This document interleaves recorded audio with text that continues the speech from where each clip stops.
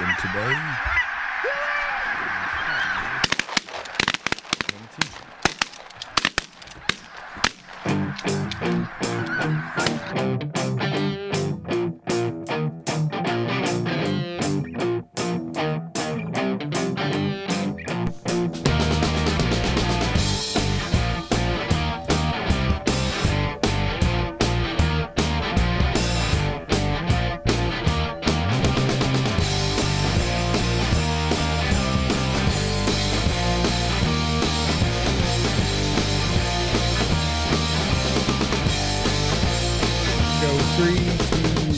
boom, and welcome to the Big Honker Podcast, brought to you by Boss Shot Shells. This is today.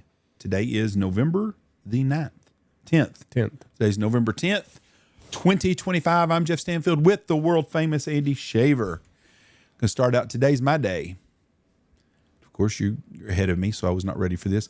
My person who was born today. I'm gonna give you a hint, okay? Okay. Her mom and dad were in a famous music group. She was an actress. Her first role was in the show American Graffiti. Hadn't seen it. Then she was on a very popular sitcom. Her dad molested her over a long period of time. He was a famous singer. Mm-hmm. You know what I'm talking about? No. She was on a show called One Day at a Time with Barbara Bertinelli, Valerie Bertinelli, who turned out to be Eddie Van Halen's wife, Wolfie's mom. Her name was Mackenzie Phillips. If you ever seen the movie American Graffiti, and I did not realize that until I did this on her American Graffiti. I've seen it. She's the little girl that gets in the car with the big tough guy, and she's just a pain in his ass. Mm-hmm. And they ride around all over town in it, but that's where she started her out. Her deal was in American Graffiti. It was Mackenzie Phillips. Her mom and dad were in the Mamas and the Papas. Huh. California Dreamin' on Such a Winter's Day. Great. One of the best songs of all times. Anyways, her dad was John Phillips, and it turned out that John Phillips, she woke up one time and her dad was molesting her. And he made the comment, he goes, "It's not molesting, we are making love." And they had a incestual relationship for a long time.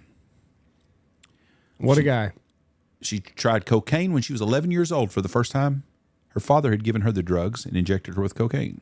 During the interview with Oprah in 2009, Phillips read excerpts from her book. She said that at the age of 19, on the night before her first wedding, I woke up that night from a blackout to find myself having sex with my own father. And then when she confronted her father months later, asking why he had raped her, her father simply replied, "Raped you? Don't you mean we made love?" Phillips told Winfrey of having a consensual sexual relationship with her father, describing her participation as sort of Stockholm syndrome, where you begin to love your captor. Anyways, kind of a weird deal. She got strung out on drugs. Show was a big hit, and they had to take her off 2 or 3 times so she could go to rehab, and then she came back and was never the same. But anyways, Mackenzie Phillips was my person that was born today. My person that died today was a gentleman named Cornstalk.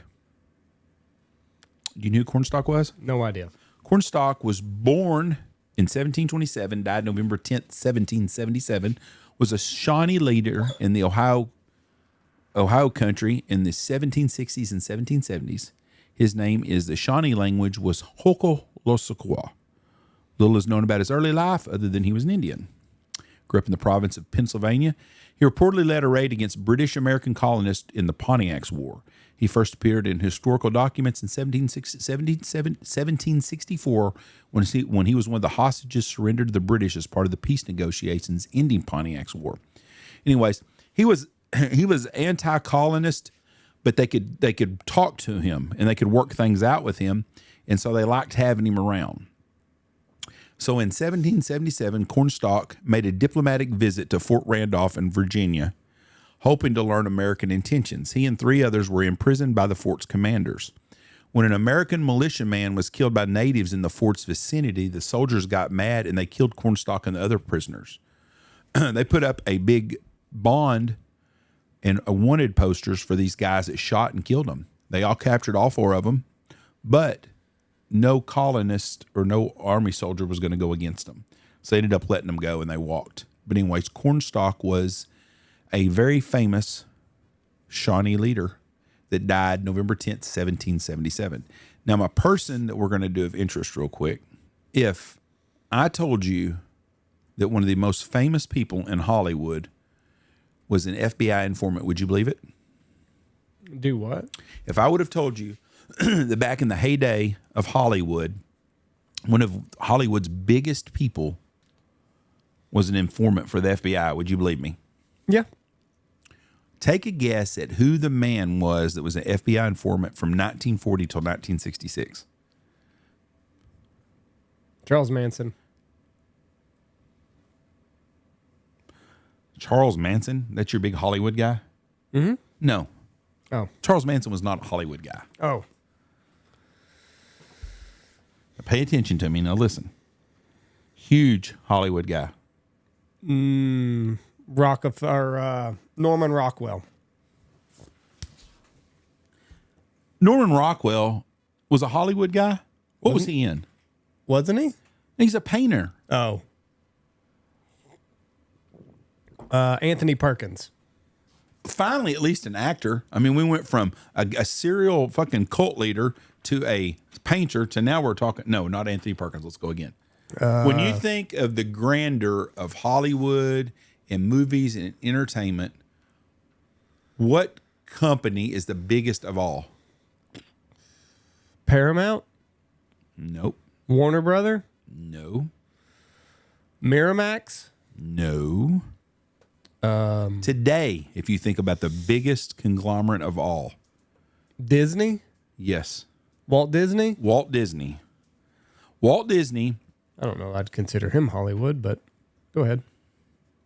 But you considered Charles Manson and Norman Rockwell? Hmm. Looking back, you probably would have picked other choices besides them two, right?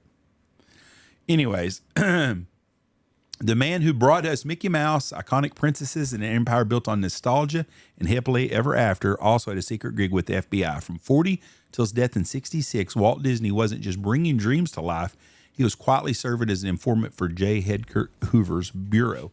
There was a big push of communism back in the 40s. And so Walt Disney was on the forefront of what's going on because they were just now really becoming a big company. And they were doing a lot of stuff in Hollywood. And so he got together with J. Edgar Hoover and he would try to set people up. Mm.